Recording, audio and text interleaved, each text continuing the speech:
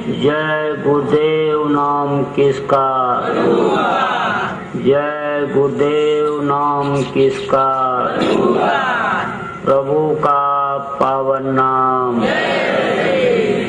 प्रभु का पावन नाम। विश्व में शांति कौन लाएगा, जीवात्माओं का उद्धार कौन करेगा, जीते जी प्रभु दर्शन कौन कराएगा, आने वाली मुसीबतों से कौन बचाएगा, भाई भाई में प्रेम कौन लाएगा। जय गुरुदेव।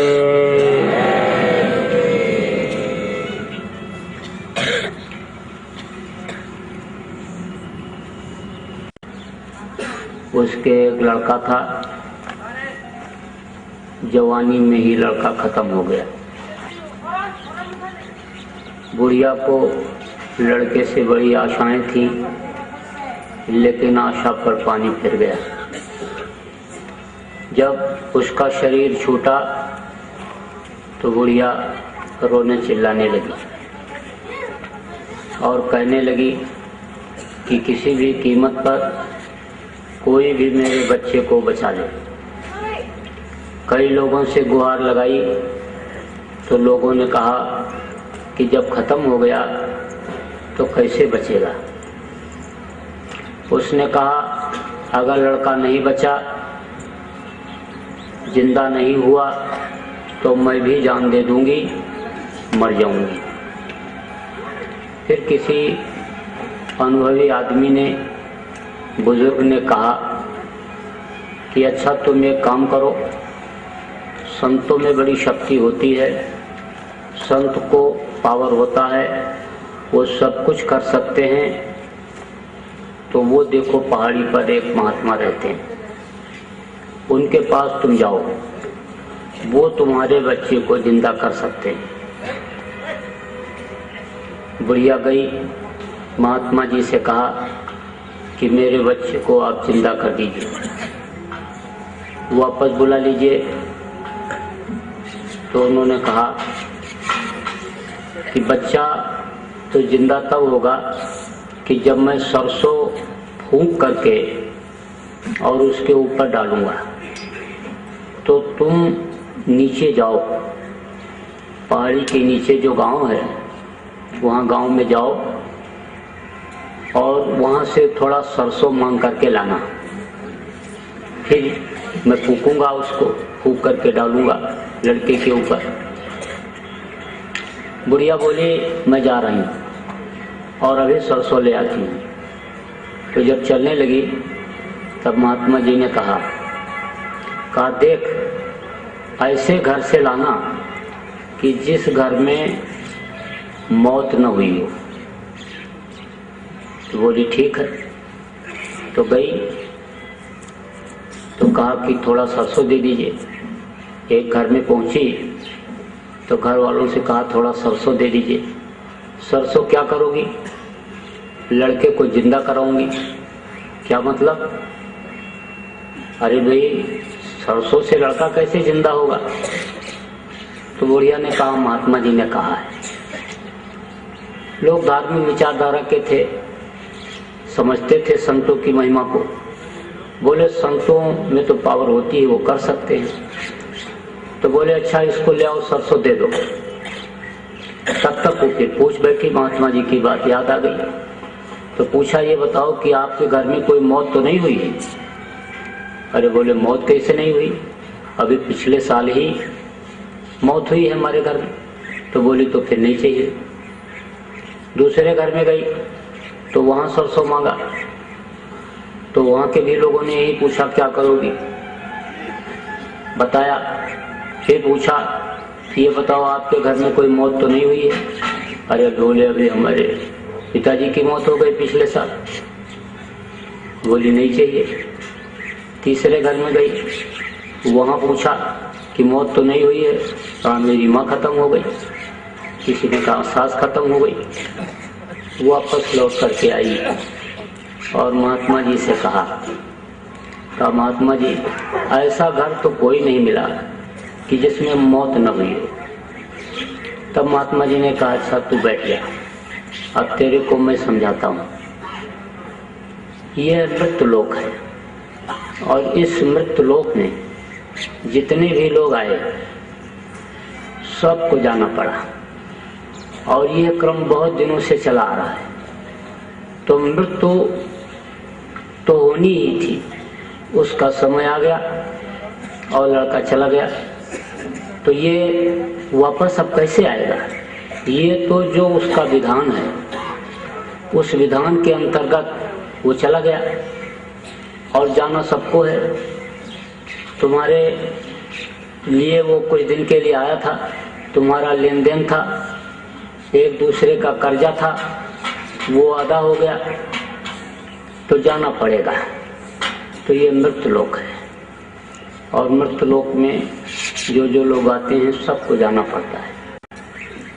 अपने शर्मा जी आज जिनके कर्म के अवसर पर सत्संग में आप सब लोग उपस्थित हुए हैं, अपने बीच में नहीं रहे। एक रस सत्संगी थे, बहुत दिनों से उनको जानता हूँ। एक रस भगत थे और बहुत लोगों को उन्होंने सत्संगी बनाया। सबसे मुख्य चीज तो ये रही कि अपने बच्चों को, परिवार वालों को सत्संगी बनाया, सत्संगी भाव में उनको रखा कि जिसका आज लाभ आप सब लोग उनके चले जाने के बाद उनके कर्म के अवसर पर सत्संग का ले रहे हो। तो आज 2 मिनट के लिए उनके परिवार वालों के दुखी रिश्तेदारों को, उनके परिवार वालों के मन को मालिक थोड़ी शांति दें, इसके लिए थोड़ा सा आप लोग आंख बंद करके मालिक से प्रार्थना कर लीजिए कि उनके दुखी संतप्त परिवार को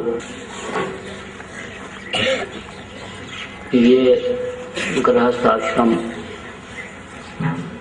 जिसमें मनुष्य रहता है, उस गृहस्थ आश्रम में गमी और खुशी का कोई भी कार्यक्रम हो तो इसी तरह से पहले के समय में लोग कार्यक्रम आयोजित करते थे और सत्संग वचन कहते सुनते थे। बहुत सी सीख लोगों को मिलती थी। लोग इस चीज को समझने लगते थे कि खाने पीने और मौज मस्ती के लिए ही नहीं ये मनुष्य शरीर मिला है, बल्कि शरीर को चलाने वाली शक्ति जिसको जीवात्मा कहा गया, इसको अपने घर पहुंचाने के लिए मिला हुआ है। नरक में न जाना पड़े, 84 में ना आना पड़े, इसके लिए मनुष्य शरीर मिला है। तो उससे मनुष्य शरीर से कुछ काम कर लेना चाहिए, क्योंकि जितने भी लोग इस मृत्यु लोक में आए वो सब छोड़ करके चले गए। जाना सबको पड़ता है। राम जैसे भगवान, कृष्ण जैसे भगवान, मीरा, पलटू, नानक, दादू, मीरा जैसे संत आए, लेकिन उनको भी छोड़ करके जाना पड़ा।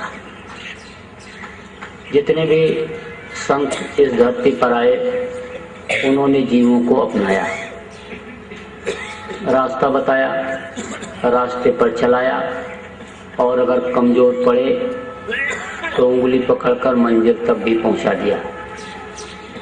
किसी ने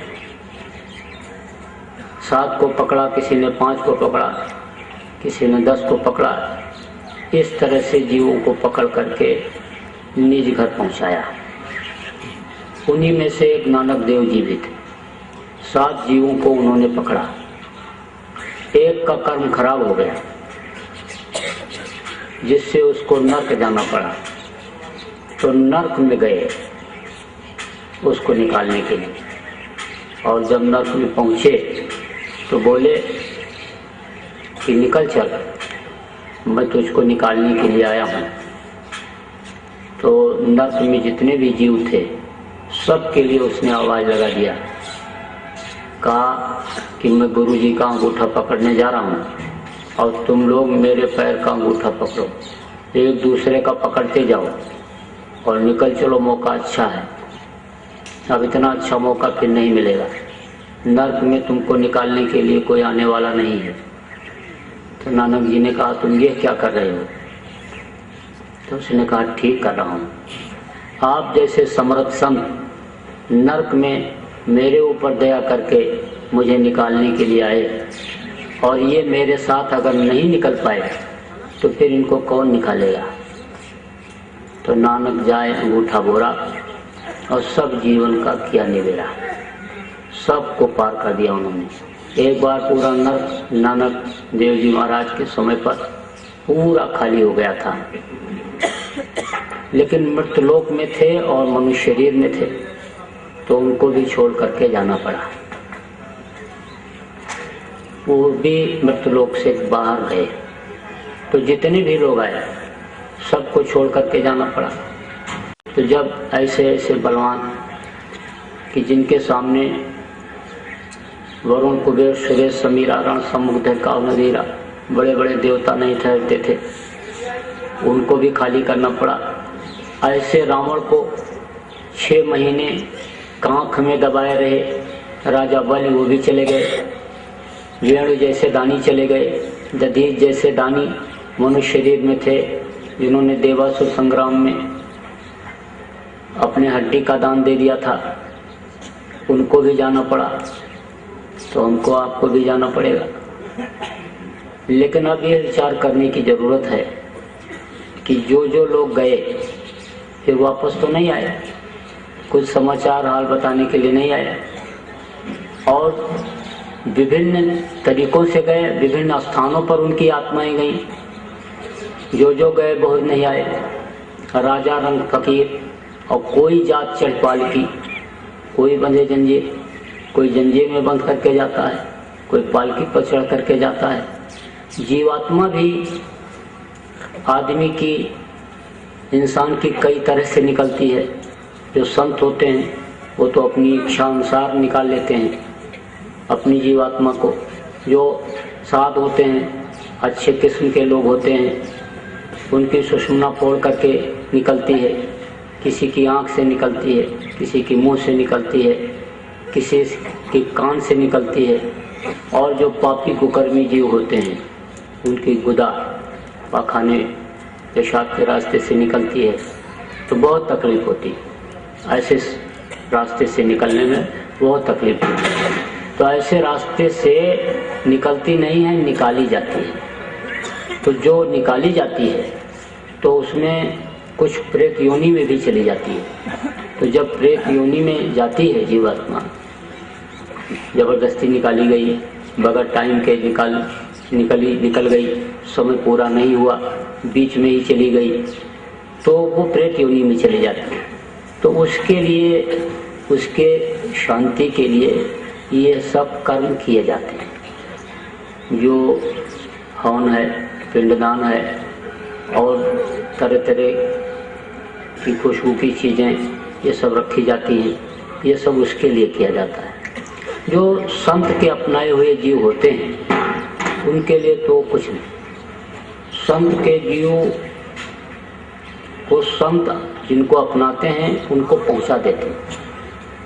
फंस जाते हैं कहीं बीच में तो मनुष्य शरीर मिल जाता है, लेकिन तब तरीका अपना अपना अलग अलग लोगों का रहा है और लोग उसी तरह से यानी करते आ रहे हैं इस क्रिया को। सत्संगियों को ये चाहिए कि उसमें फंसा न जाए, जिससे कोई लाभ नहीं है उसमें फंसने की जरूरत नहीं है। ऐसे समय पर लोगों को मालिक की चर्चा सुना दिया जाए, मालिक को याद करा दिया जाए और आदमी को ये बोध करा दिया जाए कि भाई जैसे इनका शरीर छूटा है, हमारा भी शरीर किसी दिन इसी तरह से छूटेगा। और मौत जब आदमी को याद रहती है, याद करता रहता है मौत को, तो बुराइयों से वो बचा रहता है। तिब्बत में जब बच्चा पैदा होता है तो उसके कफन को ला करके कमरे में लटका देते हैं, और जब अपने कमरे में जाता है तो अपने कफन को देखता है, और जब देखता है तो मौत याद आ जाती है। तो मौत जब याद आ जाती है, याद रहती है, तो बुराइयों से बचा रहता है। जब आदमी को तकलीफ होती है या देखता है कि मौत के समय पीड़ा होती है, छटपट कर रहा है आदमी, देखो कितनी तकलीफ में है, तो ये सोचता है कि भाई ऐसा कोई कर्म न बनने पावे कि जिससे तकलीफ हो। तो मुख्य रूप से आपको ये याद करने की ज़रूरत है कि हमने आपने जो वादा किया था माँ के पेट में, जब मुंह में मलमूत्र भरा हुआ था, मांस के लोथड़े भरे हुए थे, तो प्रार्थना किया था कि बाहर निकल करके हम दिन रात भजन करेंगे। उल्टा जीव रहा लटकाना, दादुर पक्षी के समाना। दादुर पक्षी की तरह से जब माँ के पेट में उल्टे टंगे हुए थे, तो उस समय पर यही कहा था कि अब प्रभु कृपा करो यही भांति, और सब तजी भजन करो दिन रात। सब कुछ तज करके दिन रात भजन करूँगा। लेकिन बाहर निकलने के बाद वादा भूल गया, और भूलता ही गया। बड़े हुए, पढ़ने लिखने लगे, शादी ब्याह हो गया, बाल बच्चे हो गए, खेती नौकरी, दुकान दफ्तर के काम में लग गए, वादा भूलता चला गया। कभी कभी आदमी को होश आता है जब किसी मुर्दा को जलवाने के लिए, गड़वाने के लिए शमशान घाट पर जाता है, और जब तक मुर्दा जलाने की तैयारी होती है तब तक लोग बैठ करके बहुत अच्छी अच्छी बातें करते हैं। कहते हैं क्या गया बेचारी के साथ, सब कुछ यहीं छूट गया। नंगा रह करके, भूखा रह करके धन कमाया, मकान बनाया, बाल बच्चों को पढ़ाया लिखाया, रोजी रोजगार में लगाया, धन पुत्र परिवार मान प्रतिष्ठा वैभव सब कुछ होते हुए कोई भी चीज साथ नहीं गई। हंसा अकेले उड़ गया। तो बगल में जो आदमी बैठा रहता है कहता है भाई साहब यही हाल एक दिन सबका होगा। यह ऐसा स्थान है शमशान घाट कि यहाँ एक दिन सबको आना पड़ेगा, यहाँ आने से कोई बच नहीं सकता है। तो बगल में नौजवान बैठा रहता है, सुनता रहता है, कहता है बात तो ये सब लोग सही कह रहे हैं, लेकिन अभी तो हमारी गृहस्थी कच्ची है, बच्चे छोटे छोटे हैं, घर मकान बना नहीं है। घर मकान बना दूं, बच्चों को पढ़ा लिखा दूं, रोजी रोजगार में लगा दूं, गृहस्थी मेरी सेट हो जाए, फिर तो बुढ़ापे में भजन पूजन तपस्या मुझे करनी ही है। पहले भी लोग जाते थे तपस्या करने के लिए बुढ़ापे में, तो मैं भी चला जाऊंगा। क्या है, अयोध्या में ही कुटिया बना लूंगा, हरिद्वार रहने लगूंगा, बद्रिक आश्रम चला जाऊंगा। क्या है, बुढ़ापे में तो यही सब करना है। बस आया और गृहस्थी को सुलझाने लगा, और ये गृहस्थी उलझती चली गई। आज तक किसी की गृहस्थी सुलझी, किसी की नहीं सुलझी, और जितने सुलझाया उतने उलझती गई, और ऐसा फंसा कि निकल नहीं पा रहा है गृहस्थी से। बंदर को जानते हो कैसे पकड़ते हैं? बंदर को पकड़ने के लिए शिकारी जाता है तो एक पतले मुंह की हड़िया ले जाता है, गगरी जिसको कहते हो, और जहां पर बंदर रहता है वहीं रख देता है, और बंदर के सामने ही उसमें चना डालता है। बंदर देखता रहता है कि गगरी में चना डाल रहा है, डाल करके चला जाता है। बंदर समझ जाता है कि चना डाल करके चला गया, अब मौका अच्छा है खाने के लिए, तो जाता है उसी घड़े में हाथ डाल देता है बंदर, और चना पकड़ता है मुट्ठी में। तो जब हाथ डाला था तब तो हाथ पतला था, अब जब चना पकड़ा तो मोटा हो गया। अब निकालने की जब कोशिश करता है तो निकलता नहीं, ऊपर नीचे करता रहता, छू छू छू छू बोलता रहता है, लेकिन निकल नहीं पाता हाथ। अगर चना छोड़ दे तब तो हाथ निकल आवे, लेकिन चना के लालच में हाथ नहीं निकाल पा रहा है। शिकारी भी समझ जाता है कि अब ये छोड़ेगा नहीं चना, शनि को पकड़ लिया है, लालच में आ गया ये, तो चलता है धीरे धीरे वहां से।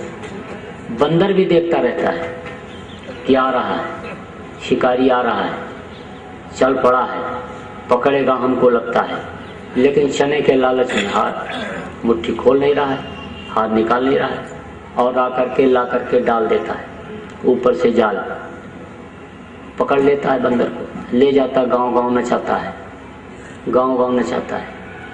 इंसान देख रहा है कि बाल पकने लग गए, ज्योतियां पड़ने लग गई, उम्र इतनी हो रही है, लेकिन गृहस्थी से निकल नहीं पा रहा है, नहीं छोड़ पा रहा है, उसमें समय नहीं निकाल पा रहा है, तो फंस जाता है गृहस्थी, और इसी में समय निकल जाता है।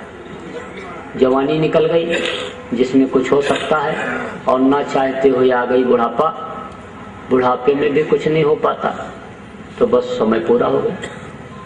क्योंकि जितने भी लोग आए सबका समय पूरा हुआ, तो समय तो पूरा ही होना है, और जब समय पूरा होगा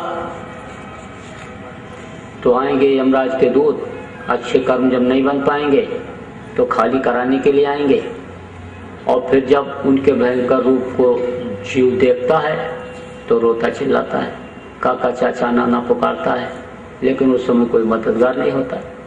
जवान लड़का खड़ा रहता, रिश्तेदार खड़े रहते, पड़ोस के लोग खड़े रहते हैं, मदद नहीं कर सकते।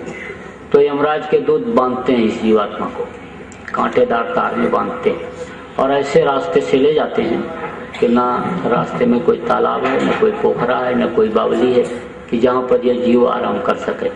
तपते हुए तवे जैसी जमीन पर से, खौलते हुए बालू पर से, खींचते घसीटते हुए ले जाते हैं। डांस, मच्छर, मक्खी सब मिलते हैं, जिनको लोग मार करके खा जाते हैं। ऐसे जानवर भी बदला लेने के लिए वहाँ मिलते हैं, दांत से नोच लेते, पंजा मार देते हैं, लहू लसान, खून से लथपथ जीवात्मा यमराज के सामने पहुंचती है। यमराज के दूत ले जाकर के पेश करते हैं। तब यमराज पूछता है कि तुमने ऐसा पाप क्यों किया जिससे तुमको यहाँ आना पड़ा? तो वो कहता हम तो कोई पाप किए ही नहीं, क्योंकि परसों किए थे कल भूल गए, और कल किए थे आज भूल गए, और आज कर रहे कल भूल जाएंगे। भूलने की एक आदत बन गई। तो वो तो कहता हमने कभी कुछ किया ही नहीं। लेकिन कबीर साहब ने कहा कि साजन से चोरी नहीं चली। जब पैदा हुए उसी समय दोनों कंधों पर दो दूत उस मालिक ने बैठा दिया, एक अच्छा लिखता है और एक बुरा। जैसे समय पूरा हो जाता ये अपना कागज, अपनी फाइल ले जा करके पेश कर देते हैं। फिर वो उसी आधार पर सजा बोल देता है, ले जाओ इनको नरकों में डालो। काटे जाते, सड़ाए जाते, गलाए जाते, तपाए जाते, काटते हैं और फिर जोड़ते हैं, फिर काटते हैं। आपका हाथ यहाँ से काट दिया जाए तो पंजा अलग हो गया, तो उंगलियों को काटोगे तो दर्द नहीं होगा, लेकिन काटने के बाद जोड़ा जाए और फिर काटा जाए तो फिर उतना ही दर्द होगा। तो काटते हैं, फिर जोड़ते हैं, फिर काटते हैं, फिर जोड़ते हैं। करोड़ों वर्ष तक नरकों में रहना पड़ता है। 22 प्रकार के नरक हैं और उनमें करोड़ों वर्ष रहना पड़ता है। 4 युग है, सतयुग, त्रेता, द्वापर और कलयुग। ये चारों युग जब बीत जाते हैं तब एक चौकड़ी होती है, और 72 बार जब चौकड़ी बीतती है तब एक मनवंतर होता है, और 14 मनवंतर जब बीत जाता है तब एक कल्प होता है। एक एक कल्प, एक एक नरक में कर्म के अनुसार रहना पड़ता है। उसके बाद वहाँ से जब छुटकारा मिला तो कुत्ता के शरीर में, बिल्ली के शरीर में, कीड़े मकोड़ों के शरीर में, सांप, गोजर, बिच्छू के शरीर में यही जीवात्मा डाली जाती है। जान बचाते इधर उधर फिरते रहते हैं। उसके बाद जब वहाँ से छुटकारा मिला तब 9 महीने के लिए माँ के पेट में लटकना पड़ता है, क्योंकि बच्चा तैयार होने में 9 महीना लगता है। इन्हीं दोनों आंखों के पीछे चतुर्संताकरण 4 दल कमल है, उसके पीछे 6 दल कमल है, मृत्यु कमल जिसको कहते हैं। तो वहाँ पर मृत्यु कमल में 6 तरह की शक्तियाँ काम करती हैं, जन्म, अस्त, परिणामी, वृद्ध, क्षीण और मृत्यु। तो इनका अलग अलग काम है। इन्हीं शक्तियों से बच्चा बनता है और बाहर निकलता है। तो जन्म शक्ति का काम क्या होता है? रज और बीज को मिला करके एक रहम कहलाता, अंदर में बर्तन कह लो, माँ के पेट तो रहम कहलाता है। तो रज और बीज को वो खींच करके उसमें इकट्ठा कर देती है जन्म शक्ति। जन्म अस्त, अस्त का काम क्या होता है, उसको अलग अलग हिस्से में बांट देता है। और वृद्ध परिणामी शक्ति का काम होता है उसके ऊपर झिल्ली पर्दा लगा देना। और वृद्ध शक्ति का काम होता है उसको सूज को बढ़ा देना, पवन के जरिए, हवा के जरिए बढ़ता है पेट में। और वृद्ध और मृत्यु यानी शीड़ का काम होता है अंग बना देना। अब इनमें से जो शक्ति कुछ कम रह जाती है उसमें अंग विहीन हो जाता है। किसी का पंजा नहीं, इतना ही हाथ बना, किसी का पैर लंगड़ा रह गया, किसी की कोई शक्ति जब बढ़ाने वाली बढ़ गई तो हाथ में 5 उंगली की जगह 6 उंगली हो गई, कान एक और इधर निकल आता है। और मृत्यु शक्ति का काम होता है माँ के पेट से बच्चे को बाहर निकाल देना। तो इस तरह से ये शक्तियां होती हैं और 9 महीने में ये पिंड फिर बच्चा फिर तैयार होकर के माँ के पेट से बाहर निकलता है। तो बाहर निकले, 9 महीना वहां रहे और फिर उसके बाद फिर बाहर निकले। तो जन्मत मरत दूसरा दुख हुई। जन्मते वक्त और मरते वक्त भी तकलीफ बहुत होती है। तो जन्मते वक्त की तकलीफ झेला, मनुष्य शरीर मिला, लेकिन सदगुरु नहीं मिले, रास्ता बताने वाले नहीं मिले, तो अपने घर अभी तक पहुंचे ही नहीं पाए। क्योंकि ये मिट्टी और पत्थर का घर ये अपना घर नहीं। अपना घर अगर ये होने को होता तो बाप दादा यही कहते कहते न चले गए होते कि ये घर मेरा, ये घर मेरा, ये घर मेरा। ये अपना घर नहीं, अपना वतन, अपना घर अपने से बहुत दूर हो गया। और अपना घर जहाँ पर है वहाँ कोई गंदगी नहीं, कोई नापदान नहीं बहता, कोई नाली नहीं बहता। वहाँ तो सुंदरता ही सुंदरता है, खुशबू ही खुशबू है, आनंद ही आनंद है। जमीन नहीं है लेकिन महल बने हुए हैं, मणियों मोतियों से जड़ित वो महल दिखाई पड़ते हैं, कंगोरे दिखाई पड़ते हैं। वो अपना घर, अपना देश छोड़े हुए बहुत दिन हो गया। और जब से इस मृत्युलोक में आए, इस काल भगवान के देश में आए, तब से अभी तक वापस पहुंच नहीं पाए। तो गुरु महाराज ने, बाबा जय गुरुदेव जी महाराज ने यही तो कहा कितने करोड़ वर्ष बीत गए, कितने सतयुग, त्रेता, द्वापर, कलयुग युग बीत गए और अभी तक तुम अपने घर नहीं पहुंच पाए। तो अब चेत जाओ, अपने घर चलने के लिए अब चेत जाओ, क्योंकि दोबारा ये मनुष्य शरीर तुमको फिर मिलने वाला भी नहीं। और मनुष्य शरीर अगर नहीं मिला तो और किसी पशु या पक्षी के शरीर में, किसी जानवर के शरीर में से ऐसा कोई रास्ता नहीं गया है कि जिससे अपने घर तुम पहुंच पाओगे।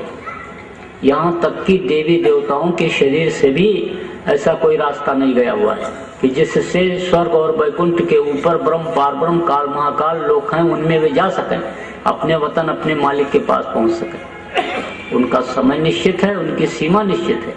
जब उनका समय पूरा हो जाता है तो उनको नीचे इसी मृत्युलोक में आना पड़ता है।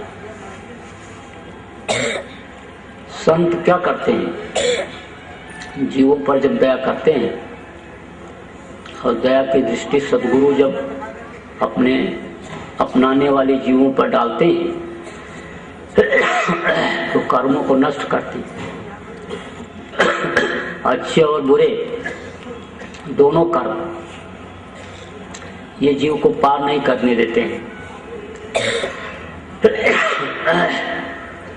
आपने किसी को रोटी खिलाया, पानी पिला दिया, दवा खिला दिया, किसी का इलाज करा दिया, बच्चे की फीस दे दी, शादी ब्याह करा दिया, समय से लड़की की शादी करा दिया, तो क्या बना? पुण्य बना। तो पुण्य बनेगा तो कहाँ जाओगे शरीर छूटने के बाद? स्वर्ग और वैकुंठ। लेकिन जैसे समय पूरा होगा, इतने समय के लिए, जितने समय के लिए आपका पुण्य बना हुआ है, उतने समय के लिए स्वर्ग और वैकुंठ में जैसे जाओगे वो पूरा हो जाएगा, वैसे फिर तुमको नीचे मृत्युलोक में भेज देना पड़ेगा, उतर जाना पड़ेगा, उतर आना पड़ेगा। थोड़ी छीड़े मृत्युलोक है। हाँ, ये जरूर है कि वहाँ के जो जीव होते हैं अच्छे अच्छे घरों में जन्म लेते हैं, राजा महाराजा के यहाँ, बड़े बड़े सेठ साहूकारों के यहाँ सम्मानित स्थान पर बैठाए जाते हैं, पंडित मुल्ला पुजारी मठ के मठाधीश बनाए जाते हैं, आश्रम के महंत बनाए जाते हैं। और पाप अगर बना तो नरकों में जाना पड़ेगा। तो ये दोनों बाधक होते हैं। तो इसीलिए पाप पुण्य जब दोनों नासे और तब पावे ममपुरवा से, तो वो दोनों को नष्ट करते हैं। तो देवता भी तरसते हैं इस मनुष्य शरीर के लिए, क्योंकि उनके अंदर रास्ता ही नहीं है ऐसा। नर समान नहीं कौनो देही, और जीव चराचर जाचते, चर और अचर के जितने भी जीव हैं सब इस मनुष्य शरीर के लिए प्रार्थना करते रहते हैं कि थोड़े समय के लिए भी हमको मनुष्य शरीर मिल जाता हो तो हम अपना काम बना लेते। तो यह साधना का घर है, पूजा का यह मंदिर है।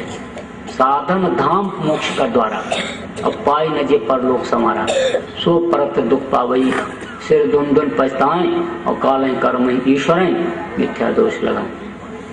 पूजा का घर है, इन्हीं दोनों आंखों के बीच से रास्ता गया हुआ है। गुरु महाराज बाबा जय गुरुदेव जी महाराज ने तो बताया ही, लेकिन और लोगों ने भी बताया। कहा ऐन के अधर दो चश्म के बीच, ऐन माने ये चेहरा, ऐन के अधर दो चश्म के बीच, चश्म माने आंखें, आंखों के बीच में खशम को खोज, खशम माने पथ, परमात्मा की तलाश कर, जहाँ झलक तारा, जहाँ तारा झलकता है। ऋषि मुनियों ने कहा कि अंदर में प्रकाश है। हजरत मोहम्मद साहब ने कहा अंदर में रोशनी है। ईसा मसीह ने भी कहा if thine eye be single thy whole body shall be full of light. लोगों ने अनुभव भी किया, देखा भी। अगर देखा ना होता तो ब्रह्मानंद कैसे लिखते? ब्रह्मानंद ने कहा कि अचरज देखा बारी साधो, अचरज देखा बारी रे, गगन बीच अमृत का कुआं, झरे सदा सुखकारी रे, पंग पुरुष चढ़े बिन सीढ़ी, पीवे भर भर जारी रे, अचरज देखा बारी साधो, अचरज देखा बारी रे। बिना भूमि एक महल बना है, तामे ज्योत अपारी, कोई हाइड्रोजन ट्यूबलाइट गैस बत्ती नहीं जल रही, लेकिन जर्रे जर्रे में रोशनी है। मकान में हर जगह पर प्रकाश, हर जगह पर रोशनी है। अंधा देख देख सुख पावे, बात बतावे सारी रे। आंख को बंद किया तो अंधे हो गए, लेकिन इन बाहरी आंखों को बंद करने पर अंतर में उजाला होता है और उस प्रकाश से वो चीज दिखाई पड़ती है। उन्होंने इस चीज को लिखा, अचरज देखा बारी साधो, अचरज देखा बारी रे, बिना भूमि एक महल बना है, तामे ज्योति पारी। कहा गगन बीच अमृत का कुआं। उन्होंने कहा कि गगन के बीच में अमृत का कुआं है, जहां से अमृत की बरसात 24 घंटे होती रहती है। अब आप कहोगे कि अमृत की बरसात जब 24 घंटे होती रहती है तो हम उस अमृत की बरसात को पी करके अमर क्यों नहीं हो जा रहे?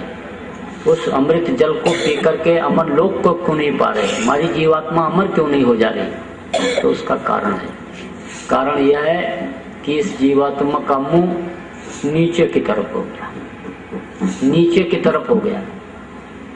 तो जैसे आप लोग अंग्रेजी पढ़े लिखे बहुत से लोग बैठे हो, तो DOG डॉग, डॉग माने कुत्ता, और पलट के पढ़ो उधर से इधर से तो GOD गाड, गाड माने परमात्मा।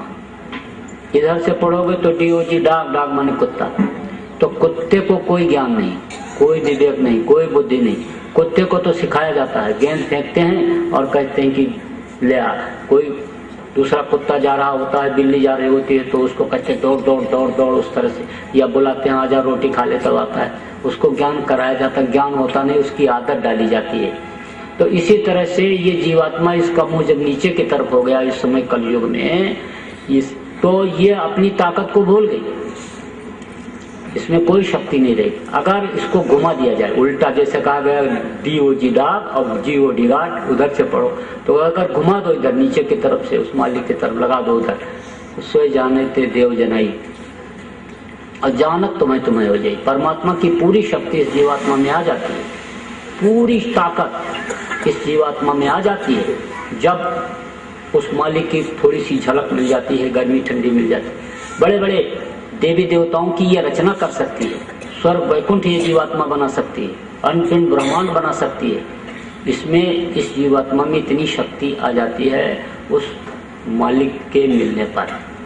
इसीलिए तो पहले लोग जीवात्मा के लिए ही काम करते थे, पहले जीवात्मा को ही जगाने का काम करते थे, और जब ये जग जाती थी तो दुनिया की चीजों के लिए जो आज आदमी दौड़ रहा है उस समय पर नहीं दौड़ता था। फिर तो जो इच्छा की नहीं मनमानी, और हरि प्रताप का दुर्लभ नहीं, जिस चीज की आदमी इच्छा करता था उसकी वो इच्छा पूरी हो जाती थी। काश्तकार अपने खेत में खड़ा होकर के हाथ जोड़ करके पानी मांगता था, बादल बरस जाते थे। सती सावित्री ने पति के प्राण को वापस ले लिया था। सती अनसुईया ने ब्रह्मा विष्णु महेश को छोटा छोटा बच्चा बना दिया था। वीर तरकश से तीर निकाल करके धनुष पे चढ़ा करके मारता और दुश्मन को मार करके तरकश में तीर फिर आ जाती थी। जब महाभारत शुरू होने को हुआ तो कृष्ण भगवान जायजा ले रहे थे कौन कौन वीर आए हैं और किनके पास क्या क्या हथियार हैं। तो देखते हुए जा रहे थे तो पीपल के पेड़ के नीचे उनको एक आदमी खड़ा दिखाई पड़ा। तो उसके पास गए, पूछे तू कौन है? बोला बब्रवाहन। किस लिए आया है? लड़ाई लड़ने आया। लड़ाई लड़ने? तो तेरे पास कोई हथियार तो दिखाई नहीं पड़ रहा, तो लड़ाई कैसे लड़ेगा? तो उसके पास 3 तीर था, 3 बाण निकाला और कहा ये मेरे हथियार हैं। तो कृष्ण ने कहा इतना बड़ा महाभारत तू केवल 3 तीर से लड़ेगा? अरे बोला एक एक तीर मेरे कमाल दिखाएंगे। अच्छा क्या कमाल दिखाएंगे? तो उसने कहा देखो मैं एक तीर ये निकाल रहा हूं और इसको अभी धनुष पे चढ़ा करके छोड़ता हूं। पीपल के पेड़ के ऊपर जितने भी पत्ते हैं वो सब को नत्थी करेगा और बींध करके फिर आएगा। जमीन पर जितने पड़े हुए पत्ते हैं सूखे गीले सब को नत्थी करके और फिर मेरे पास आ जाएगा। तो बोले अच्छा ठीक है छोड़। तो छोड़ा उसने बाण। तो कृष्ण ने क्या किया, एक पत्ता तो ले लिया मुट्ठी में और दूसरे पत्ते को पैर से दबा दिया। अब जब उसने बाण छोड़ा तो वो बाण गया सारे पत्तों को नत्थी कर लिया, लगे हुए पत्तों को, और फिर नीचे जमीन पर आया, पड़े हुए पत्तों को नत्थी किया और नत्थी करके कृष्ण के पैर की तरफ बढ़ा। तब बब्रवाहन ने कहा पैर हटाओ नहीं तो पैर जख्मी हो जाएगा। तो पैर हटाया, उस पत्ते को नत्थी किया, फिर हाथ की तरफ बढ़ा। तब उसने कहा मुट्ठी खोलो नहीं तो हाथ भी जाएगा। तो उस पत्ते को भी नत्थी किया और नत्थी करके और फिर उसके तरकश में आ गया। तो कृष्ण ने कहा कि ये तो बहादुर है और इसके पास हथियार भी बड़े चोखे हैं। तब पूछा कहा अच्छा ये बता कि तू लड़ेगा किसकी तरफ से? तब बब्रवाहन ने कहा कि जो हारेगा उसी की तरफ से लड़ूंगा। तो कृष्ण ने कहा फिर तो लड़ाई बड़ी लंबी हो जाएगी क्योंकि हारेंगे कौरव और ये कौरवों की तरफ लड़ेगा तो हम और ये दोनों आमने सामने हो जाएंगे और लड़ाई लंबी हो जाएगी। तो उन्होंने नीति का प्रयोग किया। तो उससे कहा अच्छा ये बता कि तेरे अंदर और कोई विशेषता है? उसने कहा विशेषता क्या? कुछ नहीं, मेरे विशेषता क्या? अरे भाई तू कुछ और बता अपने बारे में। तो उसने कहा मैं दानी हूँ। क्या चीज दान करता है? अरे मेरे पास कोई चीज रहती है, कोई मांगता है तो मैं दे देता हूँ। तो कृष्ण भगवान ने कहा तू मुझे भी देगा?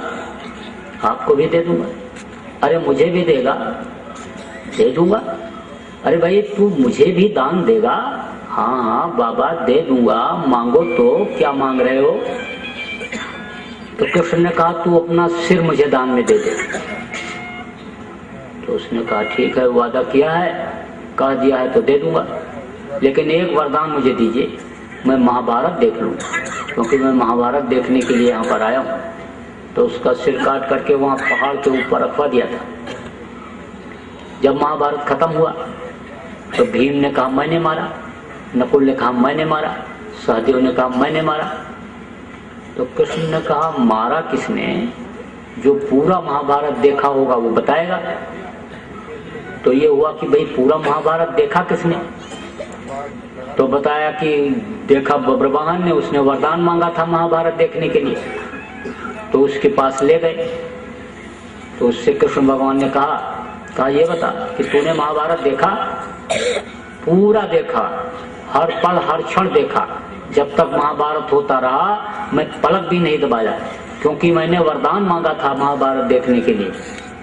तो कृष्ण भगवान ने कहा क्या देखा तुमने? तो कहा मैंने देखा कि चक्र सुदर्शन चल रहा है, बड़े बड़े योद्धाओं का सिर काटता हुआ चला जा रहा है।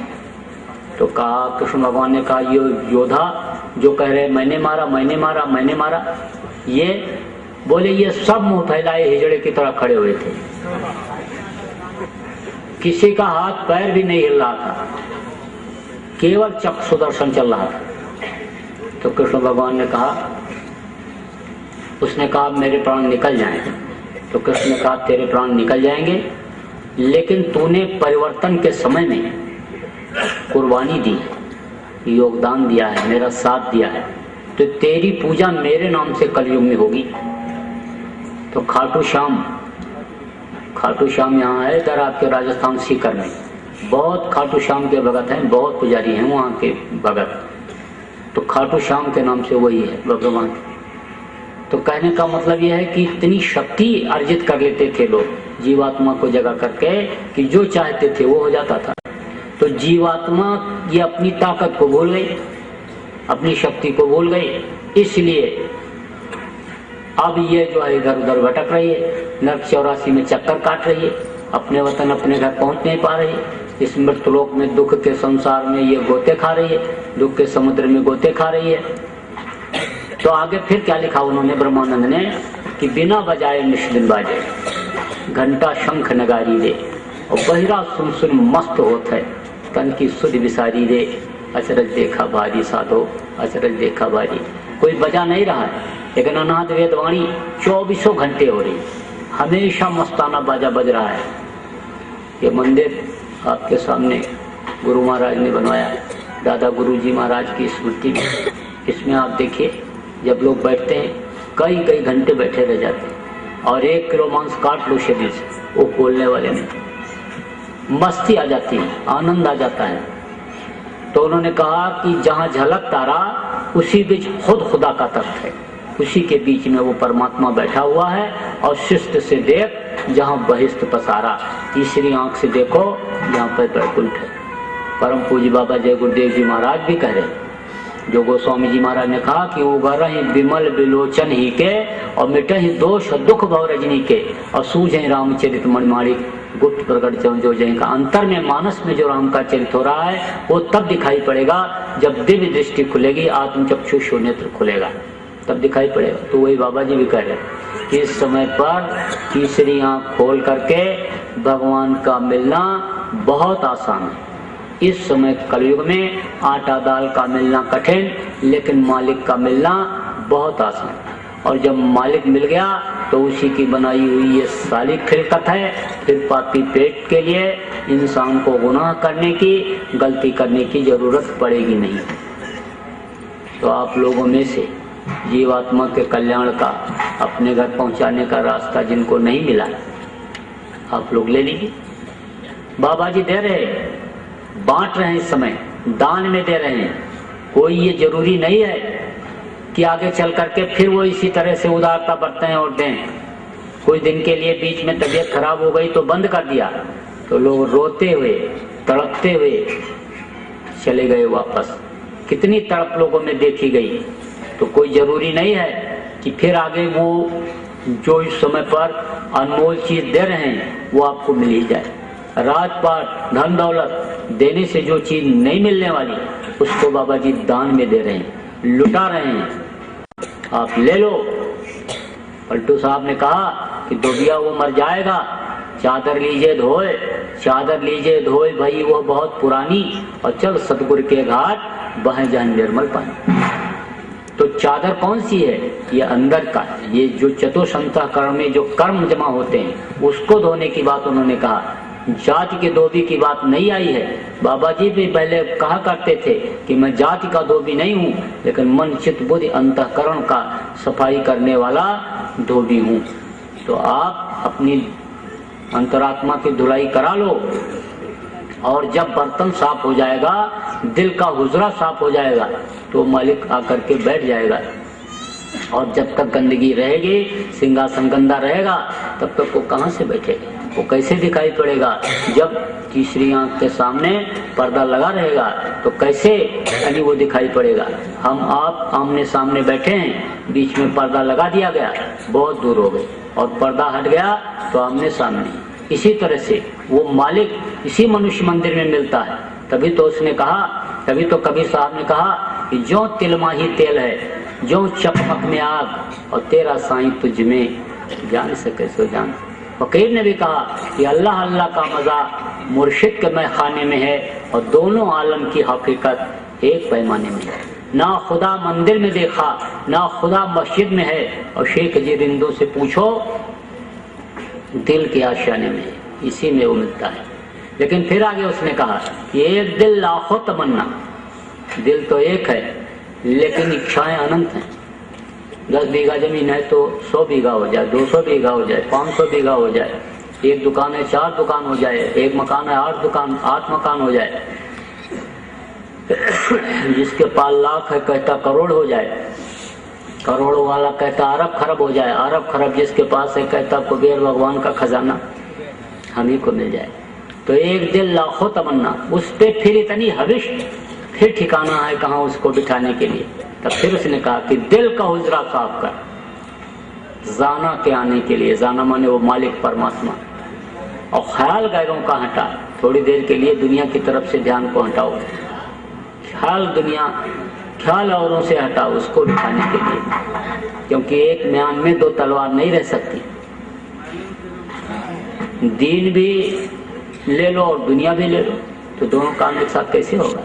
लेकिन दीन को अगर पालो, मालिक को पालो, तो दुनिया तो अपने आप मिलेगी। तो आप जिनको रास्ता नहीं मिला, आप रास्ता ले लो। अभी पूनम आ रही, और अगर यहाँ आश्रम पर बाबा जी रहे मथुरा में, तो पूनम को नामदान देते हैं, आपको मिल जाएगा। नहीं, जहाँ जैसे मौका मिले, चूकने की जरूरत नहीं है, क्योंकि ये जो दिन और रात आते हैं ये क्या हैं? चूहे हैं। ये उम्र को काट करके खत्म कर दे रहे हैं। माँ कहती मेरा बेटा 10 साल का हो, आज उसका जन्मदिन है, पूरी मिठाई बनाओ, खाओ, खिलाओ। बाप कहता नाचो गाओ, भाई कहते नाचो गाओ, जश्न मनाओ, खुशी मनाओ, जन्मदिन है। लेकिन ये नहीं मालूम कि 10 साल उम्र कट गई, खत्म हो गई। तो ये जो दिन और रात है, ये चूहे उम्र को काट के खत्म कर देते, और जैसे सांसों की पूंजी खत्म हुई है, दड़ाम से गिर जाएगा। फिर तो इसको इसकी कोई कीमत नहीं रही। और जानवरों की, पशु पक्षियों के यानी मृतक शरीर की कीमत रहती है, लेकिन आदमी के, मानुष के शाम कोई काम नहीं आया तो ये किसी काम का नहीं रह जाता। 2 घंटे भी घर में नहीं रहने देते, कहते जल्दी करो, निकालो, नहीं तो मिट्टी खराब हो जाएगी। और अब समय वो निकल गया कि बाप के सामने लड़का मर जाता था तो राजा से हिसाब हो जाता था कि बाप बैठा है, लड़का खत्म क्यों हो गया। अब तो इस वक्त पर आदमी घर से निकले, कोई गारंटी नहीं है कि 2 घंटे के बाद अपने घर में ठीक ठाक वापस आ जाएगा। अकाल मृत्यु जग माही व्यापक प्रजा बहुत मरे। तो ऐसे समय में आत्मा के लिए कुछ करना जरूरी है। और आप लोग जिनको, बहुत से लोगों को नामदान मिल गया, आप लोग भजन करो, नियमित रूप से करो। जो गुरु महाराज ने कहा 1 घंटा सुबह अपने अपने घरों में समय निकालो, तो आप नियमित रूप से समय निकालो, और शाम के समय एक जगह इकट्ठा हो जाओ। गांव में, मोहल्ले में, किसी दिन किसी के यहाँ, दूसरे दिन दूसरे के यहाँ, तीसरे दिन तीसरे के यहाँ इकट्ठा हो गए, और वहाँ एक प्रार्थना बोले, और आधा घंटा ध्यान, आधा घंटा भजन कर लिया। आश्रम पर आप जो लोग रहते हो, यहाँ सुबह शाम प्रार्थना ध्यान भजन का कार्यक्रम वो चलता है, आप उसमें जरूर शरीक हुआ करो, बैठा करो, घाट पर जरूर बैठो। बैठोगे तो पार करने वाले को भी दया आ जाएगी, पार कर देगा। और बैठोगे ही नहीं, आलसी कर जाओगे, तो कैसे बात बनेगी? तो खेल खेल में भी बात बन जाती है। जैसे सिनेमा की रील चलती है, ऐसे कर्मों की रील चलती है। तो कभी तो बहुत अच्छे भाव रहते हैं कि अरे भजन कर लिया जाए, क्या है जीवन में पता नहीं कब आँख बंद हो जाए। अब उसके बाद में अब ये जो सतोगुणी रील चल रही है, अब उसके बाद रजोगुणी रील आई। रजोगुणी रील आ गई तो बस थोड़ा रजाई और सरकाए, बोले सुबह उठ जाएंगे 4 बजे तो जरूर करेंगे, उठ जाएंगे। अब बस लेट गए। थोड़ी देर लेटे रहे, तब तक तमोगुणी रील आ गई। बस याद आ गया किसी ने गाली दिया था 10 साल पहले, अब उसके ऊपर गुस्सा करने लगे। अब कहे अब मिल जाता तो मार देता। अब प्लानिंग करने लग गए कि मारेंगे, अब तो बदला लेंगे।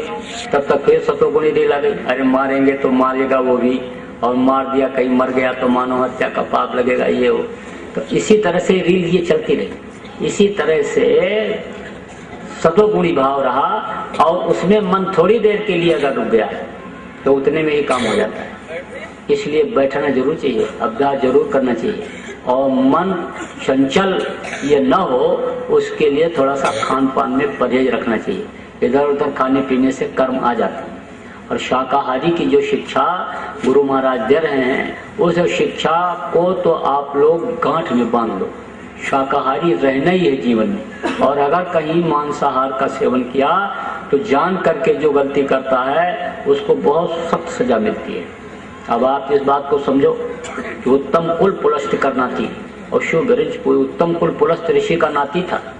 सोने की लंका थी, 4 वेद 6 शास्त्र और 18 पुराण का जानकार था। बड़े बड़े देवता उसके सामने नहीं ठहरते थे, वरुण कुबेर सूर्य समीरा, रण समुद्र का नदीरा। लेकिन उसको राक्षस कहा गया। किसको? रावण। क्यों राक्षस कहा गया और क्यों उसका सर्वनाश हुआ? मांस खाता था, शराब पीता था, और दूसरे की माँ बहन बहू को गलत नजर देखता था, इसीलिए उसका सर्वनाश हो गया। 1 लाख पूत 1.25 लाख नाती, और तो रावण कर दिया न, एक भी नहीं बचा, सब चले गए। तो अब आप इस बात को समझो कि जब वो नहीं बचा तो उसका कर्म करने वालों का क्या हाल होगा। तो उस बुराई से तो हमेशा दूर रहना। ऐसे नशे का सेवन मत करना कि जिससे माँ बहन बहू बेटी की पहचान आंखों से खत्म हो जाती है। इस बात को आप लोग गांठ में बांधो। और शराब में तो 1000 बुराई, 1000 बुराई। एक बार, अरे जल्दी तो नहीं है, अरे भूख तो नहीं लगी, तो फिर खा के आए हो गए। थोड़ा ठीक है, अब तो टाइम है, थोड़ा सुना देते हैं जब सब लोग कह रहे हैं। तो एक बार अकबर ने बीरबल से कहा कि ये बताओ कि दुनिया में सबसे बुरी चीज क्या है। तो बीरबल ने कहा कि आप हमको थोड़ा मौका दीजिए तो हम आपको बताएंगे। बोले ठीक है। तो अकबर के महल के पीछे एक बगीचा था।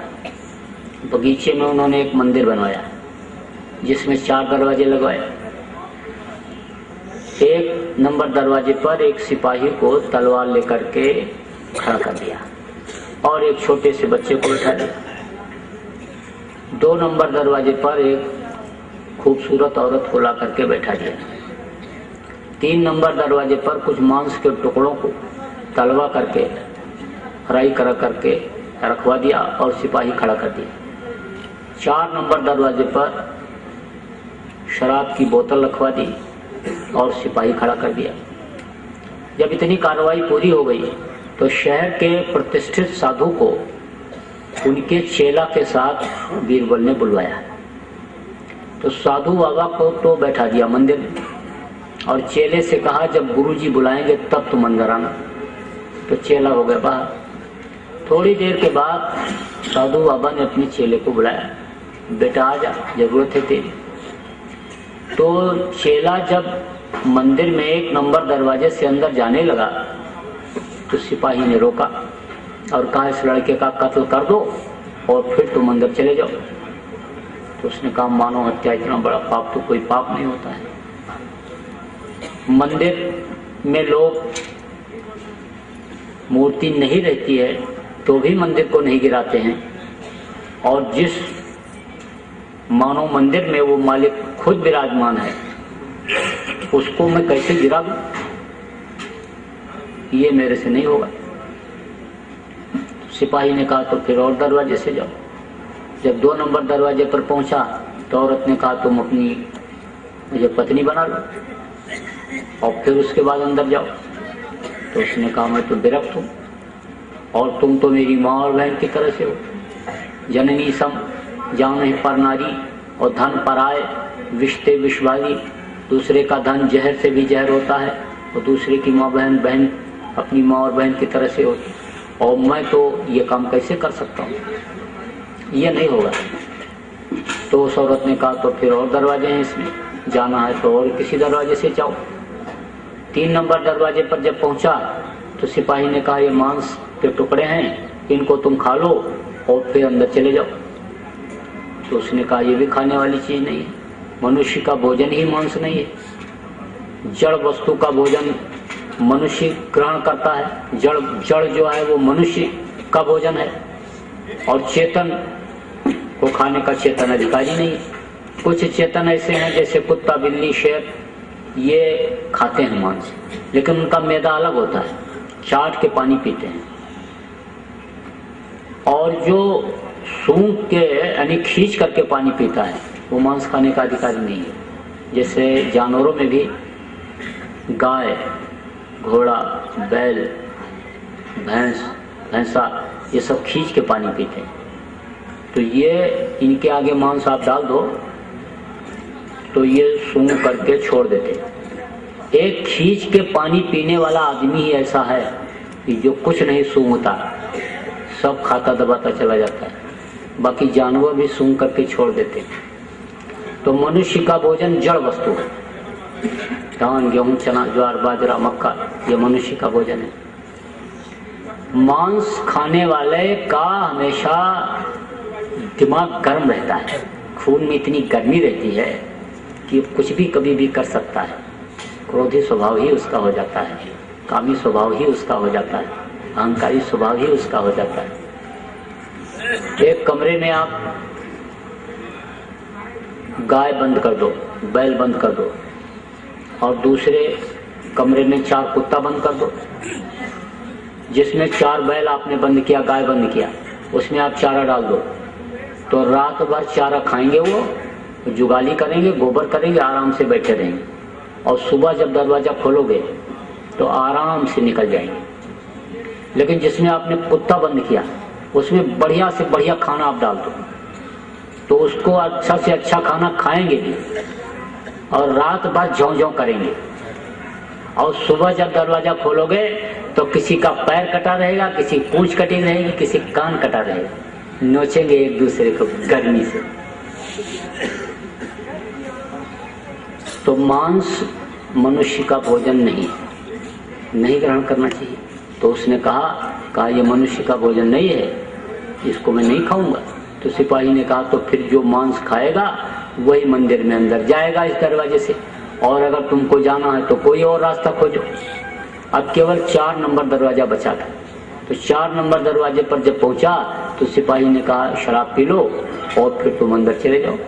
तो उसने कहा शराब? मुसलमानों की किताबों में लिखा है कि एक कतरा भी शराब का अगर जिस्म पर पड़ जाए तो उसको काट करके फेंक देना चाहिए। जो ऐसा नहीं करता वो शरीयत और इस्लाम दोनों से गिर जाता है। लेकिन हिंदुओं के यहाँ लिखा है कि खूब पियो, लिखा है कि गंगा जल कट बारुण जाना और तदप न संत करें ते पाना। गंगा जल जैसे जल में चाहे शराब बनाया गया तो नहीं पीना चाहिए। शिष्ट लोग नहीं पीते, अच्छे लोग, सज्जन लोग नहीं पीते हैं। तो उसने कहा शराब पीने वाली चीज नहीं है, इसको मैं नहीं पीऊंगा। तो बोला कि तो जो शराब पिएगा वही अंदर जाए। तब तक गुरुजी की आवाज अंदर से आ गई, अरे बेटा तू कहाँ रह गया, तेरी मुझे जरूरत है। उसने कहा गुरु जी को मेरी जरूरत है? मुझ ना चीज की जरूरत गुरु महाराज को, और मैं उनके जरूरत के मुताबिक समय से न पहुंच पाऊं, लेकिन मैं करूं क्या करूं? बोला गुरु जी मैं तो फंस गया, क्या करूं? गुरु जी ने कहा जैसा तेरा विवेक काम करे, बुद्धि काम करे, तू कर ले बेटा, तेरी मुझे जरूरत है। अब उसने सोचा पानी ही तो है, लाओ पी ले। शराब तो पानी है, क्या है, पी ले। पी लिया। अब पी लिया तो नशे में आ गया। अब जब नशे में आया तो गया मांस खाया। मांस खाने के बाद औरत से भोग की, और जब उठा तो कहता अरे मेरे से तो बड़ी गलती हो गई, और मैं तो कहीं का ही नहीं रहा। अगर किसी ने देख लिया तो फिर तो मुझे फांसी राजा से दिलवाएगा, और गुरुजी भी आश्रम से निकाल ही देंगे। मैं तो कहीं का नहीं रहा। अब इधर उधर देखा तो कहीं कोई नहीं दिखाई पड़ा, क्योंकि जितने सिपाही और दरवाजे पर लोग थे सबको अंदर बीरबल ने बुला लिया था। 1 नंबर दरवाजे पर वही लड़का बैठा हुआ था, तलवार वहीं रखी हुई थी। तो इसने देखा तो कहा कि लड़के ने ही देखा है और यही लोगों से कहेगा। तो तलवार भी रखी है, कोई देख भी नहीं रहा, तो न रहे बांस और न बजे बांसुरी, उठाओ तलवार और लड़के को खत्म कर दो। जब गया लड़के को जब मारने के लिए तलवार उठाया, तब तक बीरबल आया अंदर से हाथ पकड़ लिया। बोले बस अब खेल खत्म हो गया। अकबर से बीरबल ने कहा हुजूर आपने देखा? बोले देखा तो सब, लेकिन समझ में बात नहीं आई। तब बीरबल ने कहा कि हुजूर एक दफा आपने मेरे से ये पूछा था कि सबसे बुरी चीज दुनिया में क्या है, तो सबसे बुरी चीज है शराब। जो शराब पीता, मांस खाता, व्यभिचार करता, खून कत्ल करता, जमीन जायदाद बेचता, वादा खिलाफी करता है, 1000 बुराई शराब। इसलिए आप लोगों में से अगर सोहबत के असर से किसी को पीने की आदत भी बन गई हो तो आज दान में दे दो हमको, आज संकल्प बना लो, छूट जाएगा। संकल्प में बहुत बड़ी शक्ति होती है। संकल्प ही कार्य को पूरा करता है। जब संकल्प बनाया भगत सिंह ने, चंद्रशेखर, अशफाकुल्लाह खान, राजेंद्र लाड़ी ने कि हमको देश को आजाद कराना है, तो संकल्प ने देश को आजाद कराया। बदले में चाहे उनको फांसी का फंदा ही क्यों न मिला, लेकिन देश आजाद हो गया। जब संकल्प बनाया हनुमान ने कि हमको धर्म की स्थापना करवानी है, तो जब लंका में गए और पूंछ में आग लगाया जाने को हुआ तो तनिक नहीं घबराए। राम काज कीने बिना मोह कहाँ विश्राम। तो जो उनका संकल्प था राम काज कीने बिना मोह कहाँ विश्राम, मिश्री के अंदर रस्सी पड़ी रहती है, टुकड़ा पड़ा रहता है बांस का, वो भी मिश्री के भाव बिकता है। 400 रुपया किलो मिठाई दुकान से खरीदो तो दुकानदार डिब्बे में रख करके 400 रुपया के भाव उस डिब्बे को भी तोल देता है, क्योंकि डिब्बे में मिठाई रहती है। तो इसी तरह से संग का असर होता है। इसीलिए कहा गया बुरे का संग नहीं करना चाहिए। संग किसका करना चाहिए? साध संग मोहि देव नित, परम गुरु दाता, साध का संग करो, परमार्थी का संग करो। खराब मन जिसका हो, मन मलिन वाले का साथ न करो। आप परमार्थ करना चाहते हो, आपके मन में है, लेकिन उसने बीच में बाधा डाल दिया, तो उस परमार्थ से आप महरूम रह जाओगे। इसलिए मन मलिन वाले का भी साथ करो। हमेशा इस चीज का ध्यान रखो कि शरीर से अच्छा काम बुरा ना हो। किसी को अगर कोई भूखा दूखा आ जाए, उसको भूख लगी है तो रोटी खिला दें, प्यासे को पानी पिला दें, दूसरे के खाने वाले का फैलावें नहीं। हमेशा मेहनत और मजदूरी पर आप सब लोग भरोसा रखो, प्रारब्ध पर भरोसा रखो। जो प्रारब्ध में चीज मिली है, प्रारब्ध की जो चीज है वो आपको जरूर मिलेगी। और संतों के शरण में जो आ जाते हैं, संतों के ऊपर निर्भर हो जाते हैं, उनके प्रारब्ध में जो चीज नहीं होती है वो भी मिलती है। ये किसका देश है? काल भगवान का देश है।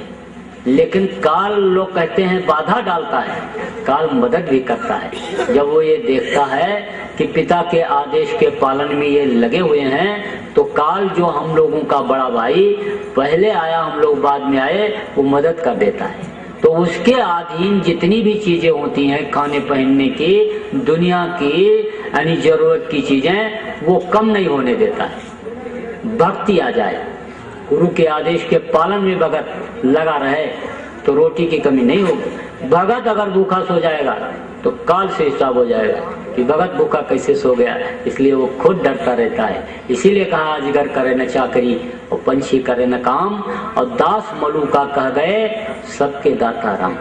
तो आप मेहनत और मजदूरी पर अपने भरोसा प्रेमियों रखो, उसी में आपको बरकत मिलेगी। आपको लाख रुपया दे दिया जाए और बरकत छीन ली जाए तो वो सब जो है आपका पूरा नहीं पड़ने देगा। बरकत जो छिनेगी वो पूरा नहीं पड़ने देगी। और बरकत अगर मिल जाए, थोड़ा ही रहे, तो उसी में आपका गृहस्थी का काम चल जाएगा। इसीलिए लोग पहले के समय में दशमांश गुरु का निकालते थे। तनख्वाह पाते ही दशमांश निकाल करके गुरु के लिए रख देता था गृहस्थ।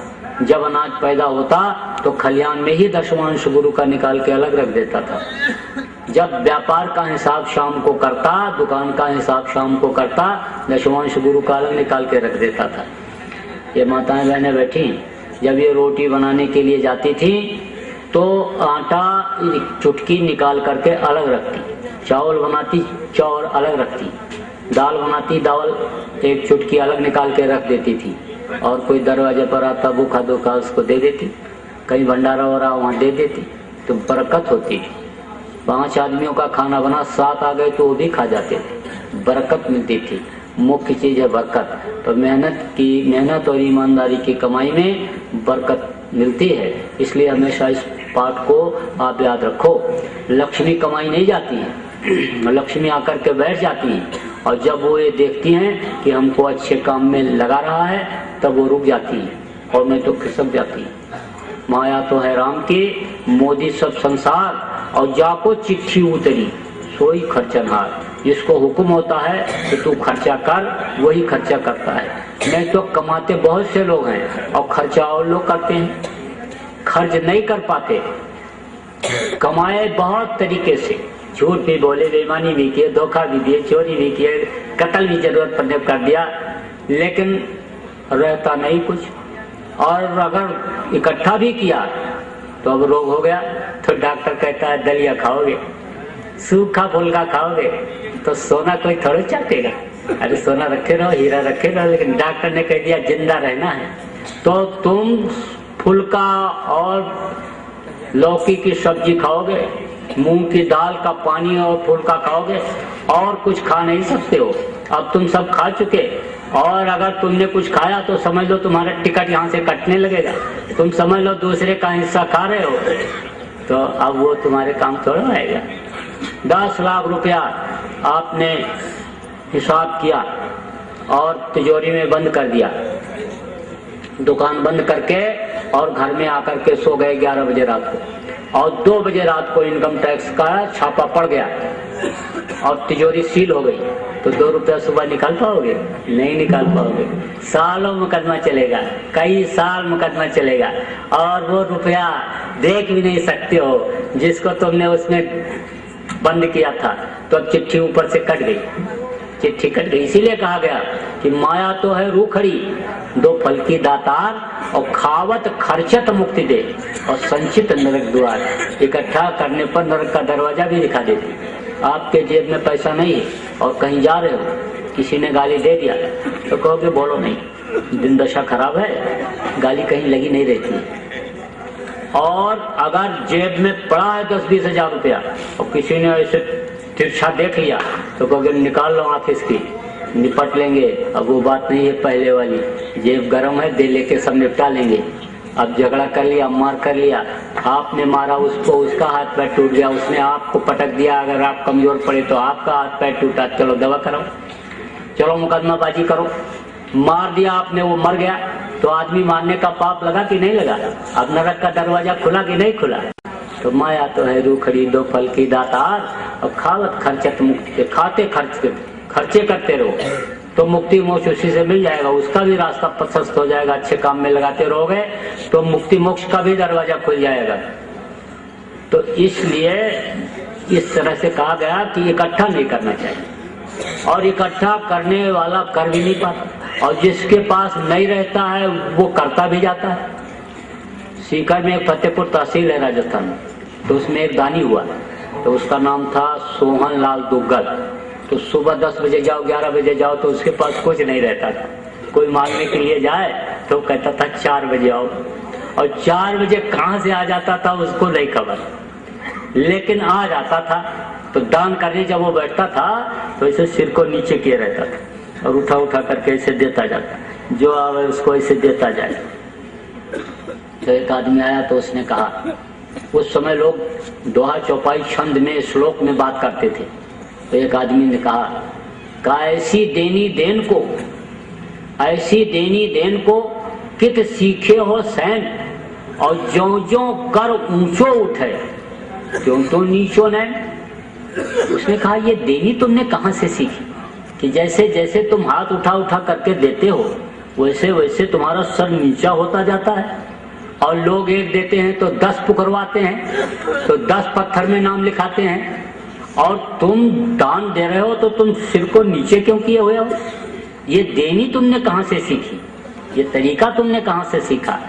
तब उसने जवाब दिया कि देनहार कोई और है, देनहार कोई और है, देत रात दिन रैन और लोग भरम मुझ पर करत तासो नीचो नैन। लोग मुझ पर भड़क कर रहे हैं कि सोहन लाल दे रहा है, सोहन लाल दे रहा है, सोहन लाल दे रहा है, तो मैं हमारे शर्म के सिर को नीचे कर लेता हूँ और देने वाला जब दे रहा है तो मैं बांटा हूँ। तो सारी व्यवस्था उसी की है, लेकिन नियत से बरकत होती है। नियत अगर सही रहेगी तो बरकत होगी, और नियत खराब हो जाएगी बरकत खत्म हो जाएगी। तो ज्यादा समय आपका नहीं लेना चाहता हूँ, लेकिन जो नए लोग आए हो उनको थोड़ा सा जय गुरुदेव नाम के बारे में बता देना चाहता हूँ कि जिससे आपको कुछ मिल जाए और आप जिससे कुछ पा सको। तो ये जय गुरुदेव नाम ये किसी आदमी इंसान का नाम नहीं, ये भगवान परमात्मा का नाम है। जय गुरुदेव नाम का प्रचार करने वाले बाबा जय गुरुदेव जी महाराज ने खुद अपने श्रीमुख से इस बात को फरमाया है कि मेरा नाम जय गुरुदेव नाम नहीं है। उन्होंने अपना परिचय दिया तो कहा मेरा नाम गोस्वामी जी महाराज का नाम। जिन्होंने रामायण लिखा हम लोगों के गुरु हैं तो नाम नहीं लेते, तो वो नाम बताया उन्होंने। और 109 वर्ष की अपनी उम्र बताते और कहते मेरा अपना कोई बच्चा नहीं, लेकिन तुमको मैं आध्यात्मिक दृष्टिकोण से अपना बच्चा मानता हूँ और तुम्हारे लिए ही मैं 109 वर्ष की उम्र में इतनी मेहनत भी कर रहा हूँ। तो जब वो अपना परिचय देते हैं तो इस तरह से बताते हैं मथुरा में आश्रम है और पूरे हिंदुस्तान में जय गुरुदेव नाम प्रभु का है, उसका मैं प्रचार करता हूँ। तो यह जय गुरुदेव नाम ये भगवान परमात्मा का नाम और इसमें परमात्मा की पूरी शक्ति पावर भरी हुई। जब जब महापुरुष इस धरती पर आते हैं तो वे एक नाम को जगाते हैं। जैसे त्रेता में जब भगवान राम आए थे तो उन्होंने राम नाम जगा करके यानी राम नाम में शक्ति भर दिया था। आपको याद होगा कि जब लंका पर विजय प्राप्त करने के लिए भगवान राम जा रहे थे तो समुद्र में पुल बनाने की जरूरत पड़ी थी। तो पत्थर के ऊपर राम राम लिख करके समुद्र में डाला गया था, सारे पत्थर तैरने लगे थे। जब कृष्ण आए तो कृष्ण नाम में शक्ति बढ़ी। कृष्ण कृष्ण जिसने जहाँ पर पुकारा कृष्ण वहाँ पर खड़े हुए मिले। द्रौपदी को उबारा, ग्राह को, तमाम ऐसे उदाहरण मिल रहे हैं। त्रेता और द्वापर के पहले सतयुग था। सतयुग में गुरु की पूजा होती थी और गुरु नाम में शक्ति थी, गुरु नाम से ही उद्धार होता था। उसी गुरु नाम को बाबा जय गुरुदेव जी महाराज ने जगा लिया और गुरु के पहले जय लगाया। जा माने जयमान, या माने जो, जयमान माने जो हमेशा रहे।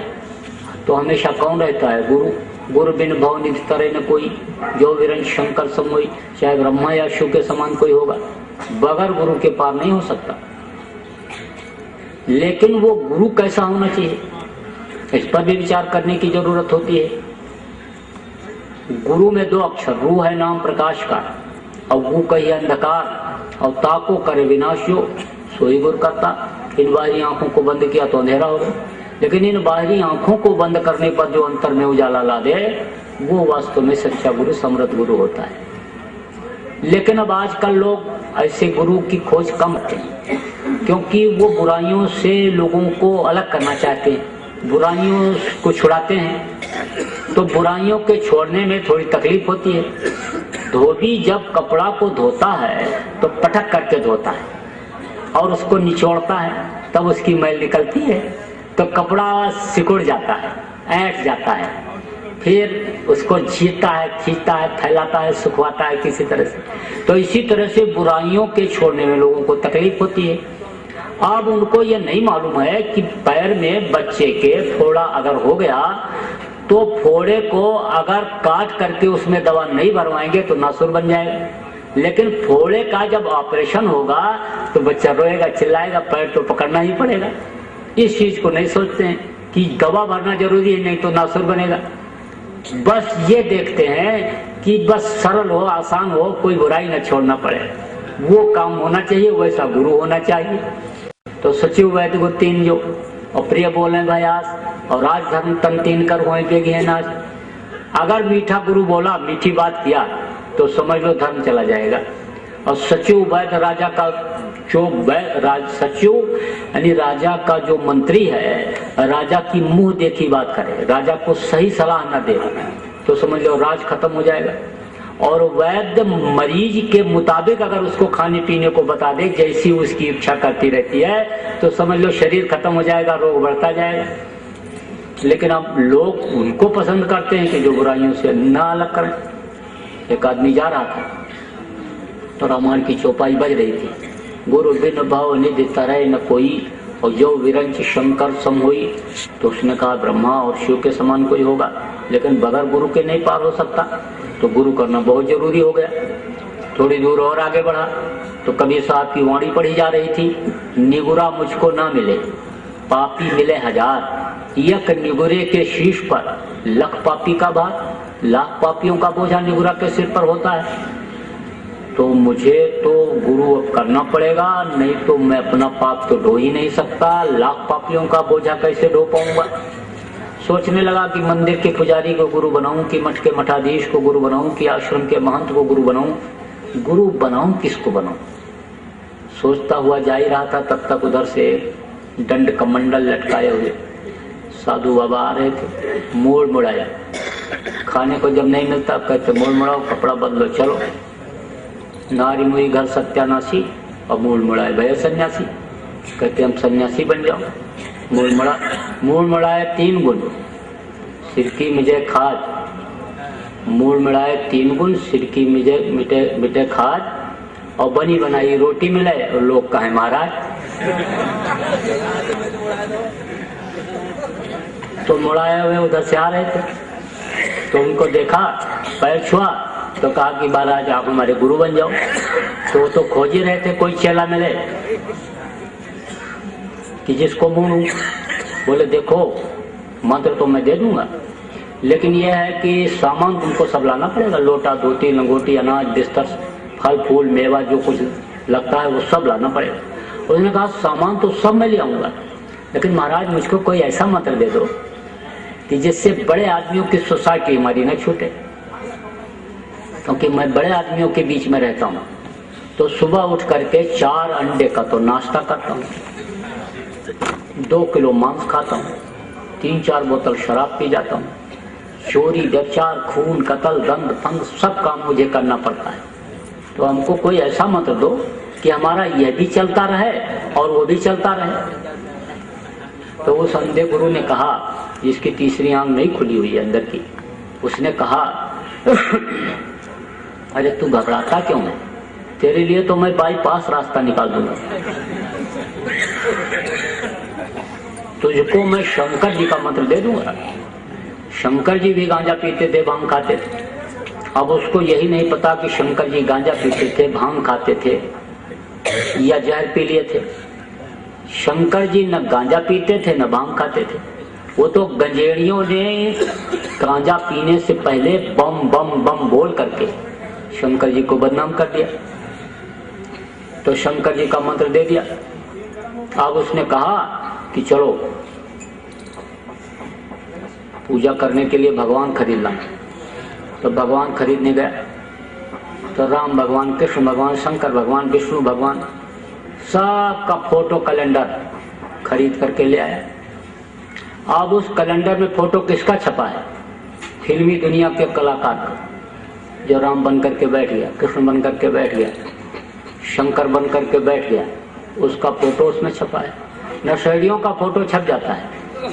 रामलीला हो रही थी तो राम सीता हनुमान की झांकी सजी हुई थी, बैठे हुए थे, लोग देख करके दर्शन करके मुग्ध हो रहे थे, कैमरामैन फोटो खींच रहे थे। समय पूरा हो गया, पर्दा गिर गया, राम सीता हनुमान स्टेज पर पीछे गए बैठ गए। दूसरे दृश्य की सजावट हो गई। तो दूसरा दृश्य जब दिखाया जाने को हुआ तो मैनेजर ने पर्दा खींचने वाले से कहा पर्दा खींच। तो उसने गलती से 2 पर्दा एक साथ खींच दिया। तो पब्लिक आगे का भी दृश्य देख रही है और पीछे राम सीता हनुमान जो बैठे हैं वो भी दिखाई पड़ रहे हैं। तो क्या देखा लोगों ने कि रामचंद्र जी बैठे खैनी तंबाकू मल रहे हैं और सीता जी बैठी बीड़ी पी रही है। तो ऐसे ही लोगों का फोटो खिंच गया और कैलेंडर छप गया। अब वो उन्हीं के पैर पर मत्था पटक रहा है। फिर सुबह सोचा कि अब पूजा करने मंदिर में नहीं जाएंगे तो लोग कहेंगे नास्तिक का नास्तिक रह गए। तो सुबह थाली में फूल पत्ते रख लिया और रख करके पहुंच गया वहां मंदिर के दरवाजे पर। जब मंदिर के दरवाजे पर पहुंचा तो बोला मैंने बड़ी गलती किया, जो मैं ये नया वाला जूता पहन करके आ गया। मंदिर के दरवाजे से जूते अक्सर गायब हो जाते हैं और मेरा जूता अगर चला गया तो 1200 रुपया चला जाएगा। तो उसका मन कहाँ लग गया? जूता में। तो फूल चढ़ाया तो घूम के जूता देख लिया, अच्छा चढ़ाया तो जूता देख लिया, प्रसाद चढ़ाया तो जूता देख लिया, अगरबत्ती जलाया तो जूता देख लिया। जब आरती करके थाली जमीन में रख दिया और स्तुति करने के लिए खड़ा हुआ तो कहता है तमेव माता च पिता तमेव। तब तक मन लग गया जूते में। तो जूते को देख कर कहता है तमेव बंधु च सखा तमेव। अब फिर घूमा मूर्ति की तरफ तो कहता है तमेव विद्या च दगड़म तमेव। तब तक फिर लग गया जूते में मन तो कहता है तमेव सर्वम मम देव देवा। जूते को देख के तमेव सर्वम मम देव देवा। तो कहा गया बड़े बड़े पंडित जोर लगाया और नहीं भूत मन वश में आया। लाख करो तदबीर प्यारे गुरु बिना, है सोना मनुष्य शरीर प्यारे गुरु बिना। तो समर्थ गुरु जब तक नहीं मिलते हैं तब तक ये मन रुकता नहीं और तब तक ज्ञान नहीं होता है, तब तक बुद्धि नहीं जगती है, तब तक सही रास्ता नहीं मिलता है। तो गुरु तो हमेशा रहे, सच्चे गुरु भी रहे हमेशा। जब इस धरती से जीवों का जाना ऊपर बंद हो जाता है तब जोगजीत भेजे जाते हैं। 16 सुतों में जोगजीत हैं, उनको भेजा जाता है। तो वो यहाँ सुते संत के रूप में आते हैं तो फिर समझा करके बता करके रास्ता दिखा करके जीवों को ले जाते हैं। कलयुग के प्रथम संत कबीर साहब थे। तो कबीर साहब की पहले खुल गई थी आँख, लेकिन वो एक दिन गए रामानंद जी महाराज के पास। तो रामानंद जी महाराज का जो आश्रम था वहां पर सवर्ण लोग ही जाते थे और इनको चुलाहा कहते थे लोग, मलक्ष कहते थे कबीर साहब। तो इनको जाने नहीं देते थे, कहते थे कि अपवित्र हो जाएगा, स्थान यहाँ नहीं आने पाते थे ये। लेकिन जब ये एक दिन गए तो दूर खड़े थे दरवाजे पर और रामानंद जी महाराज अपना माला खोज रहे थे सुने की। काफी देर से परेशान थे तो कबीर साहब वहीं से बोले, अरे गुरुजी आपका माला वहां रखा है, आप बहुत देर से परेशान हो, ले लो। तो उन्होंने देखा माला वहीं रखा जहां कबीर बोले थे। तो एक तो होता है, एक होती है विद्वता, विद्वान होते हैं, और एक होता है ज्ञान। तो हिंदी पढ़ लो, अंग्रेजी पढ़ लो, उर्दू फारसी का ज्ञान खूब अर्जित कर लो, दुनिया की जानकारी कर लो, हर क्षेत्र की जानकारी कर लो, तो आप क्या रहोगे? विद्वान रहोगे। लेकिन एक होता है ज्ञानी, जिसकी अंदर की आंख खुल जाती है, इन दोनों आंखों के बीच की तीसरी आंख खुल जाती है और अंतर का बोध हो जाता है। वो अंतर में ही बैठ करके दुनिया की सारी चीजों को देख लेता है, उसको ज्ञानी कहते हैं। मसी कागज ने कलम गई नहीं हाथ, उस पर आज लोग रिसर्च कर रहे हैं, पीएचडी कर रहे हैं। तो वो ज्ञानी थे। कौन? कबीर साहब। और ये रामानंद जी विद्वान थे। तो उन्होंने किताब में ये पढ़ा था कि तीसरी आंख अगर किसी की खुल जाए तो वो कहीं भी बैठ करके हर चीज को देख सकता है।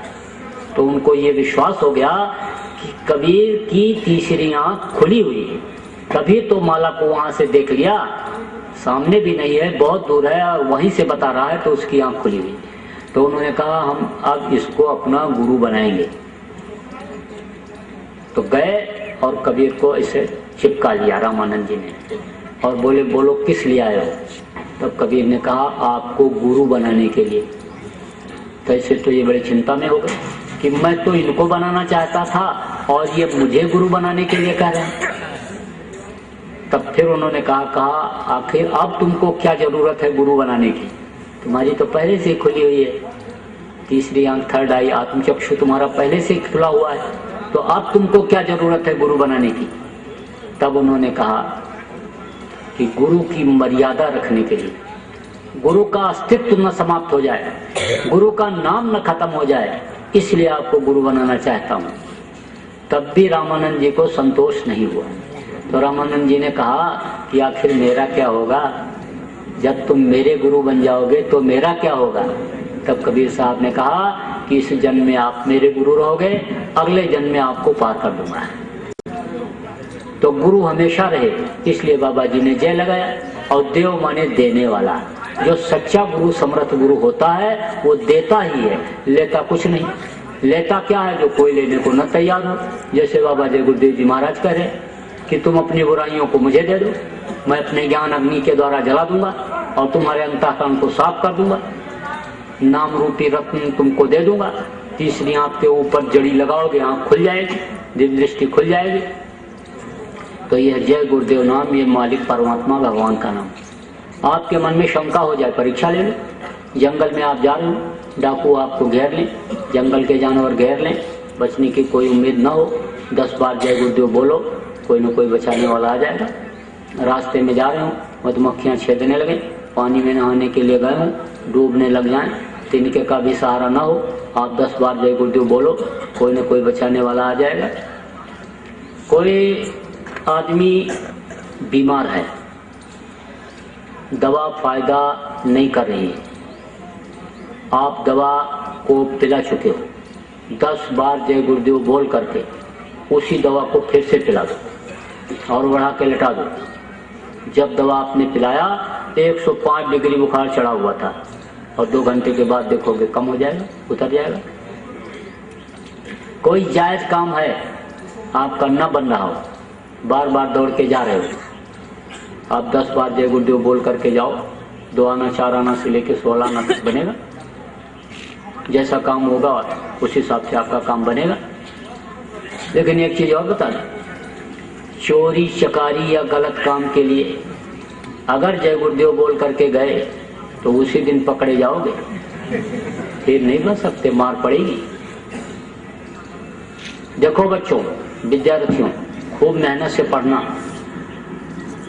परीक्षा के समय में अगर कोई सवाल ना समझ में आवे तो उस समय जय गुरुदेव बोलना, आंख बंद करके अंदर में बोलना। जोर से बोलोगे लड़के हंसेंगे, अंदर में बोलना तो सवाल समझ में आने लगेगा, याद आने लगेगा।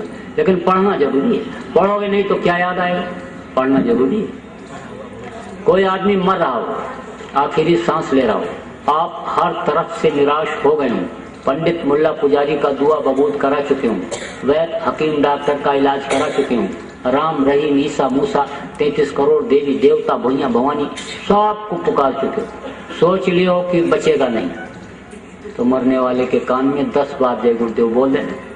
जय गुरुदेव नाम प्रभु का नाम बोलो, जय गुरुदेव नाम प्रभु का नाम बोलो, जय गुरुदेव नाम प्रभु का नाम बोलो, तो मरने वाला आदमी आंख खोल देगा। अगर भूत प्रेत बाधा से या बीमारी से बेहोश हो गया होगा तो बच जाएगा। मान लो इस दुनिया संसार से उसके जाने का ही समय हो गया, क्योंकि जाना सबको पड़ता है। बल विक्रम वेणु दधीच गए और पारथ गए जिन भारत ठाना, गए दुर्योधन जंग जुरे जिन 64 कोस में छत्तो ताना, बल ऐसे बलवान गए ये करे कखरी रसकंध लुकाना। और धरा का प्रमाण यही स्वामी, हरा सुझरा और बरा सो बताना। तो जाने का भी समय अगर हो गया होगा तब भी वो 1 मिनट के लिए आंख खोल करके बताएगा कि हमारे सामने एक सफेद दाढ़ी वाले, सफेद कपड़ा लपेटे हुए महात्मा आ गए। बाबा जय गुरुदेव जी महाराज की तस्वीर अगर पहले कभी देखे हुए होगा या बाबा जय गुरुदेव जी महाराज का दर्शन किए हुए होगा तो साफ साफ बताएगा कि बाबा जय गुरुदेव जी महाराज आ गए और उन्होंने हमको यमराज के दूतों से बचा लिया। इस समय मुझको पूरी शांति महसूस हो रही है। मेरी हड्डी हड्डी जो चटक रही थी, हजारों बिच्छू के डंक मारने इतना दर्द मेरे बदन में पैदा हो गया था। आंख की रोशनी जो खत्म हो गई थी, कान से सुनाई नहीं पड़ रहा था, जबान तुतली हो गई थी।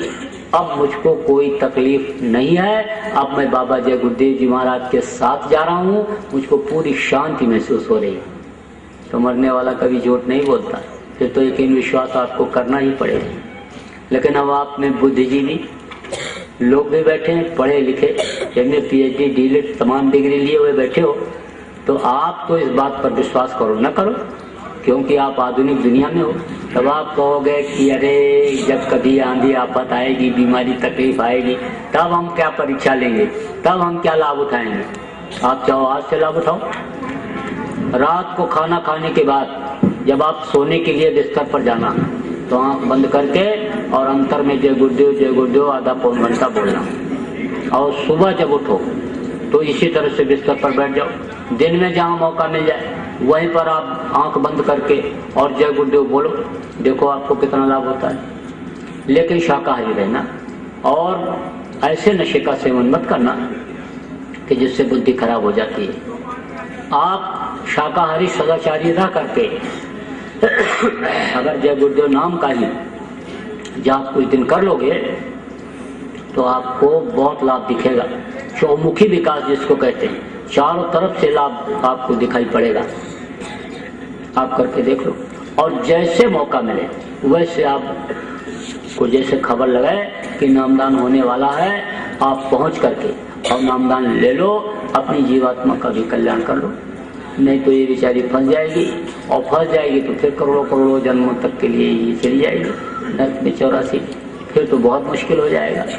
इसलिए आप इन सब चीज़ों का जो बताया गया आप ध्यान रखना और इन पर आप लोग अमल करना। तो आपका ज़्यादा समय नहीं लेना चाहता हूँ, मेरे कहने सुनने में अगर कोई गलती हुई होगी तो आप छोटा समझ करके माफ़ करना। बोलो जय गुरुदेव, जय गुरुदेव, जय गुरुदेव, जय।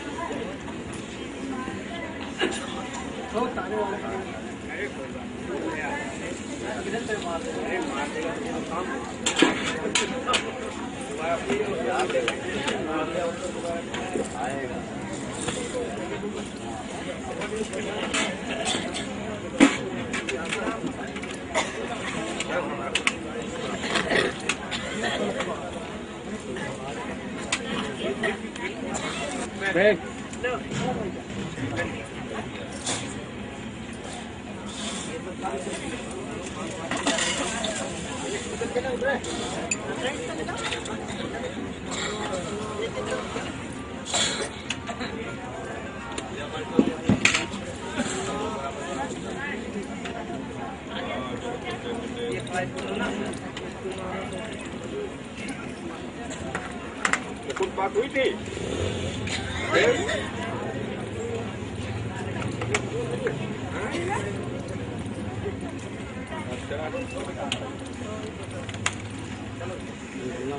कुछ राम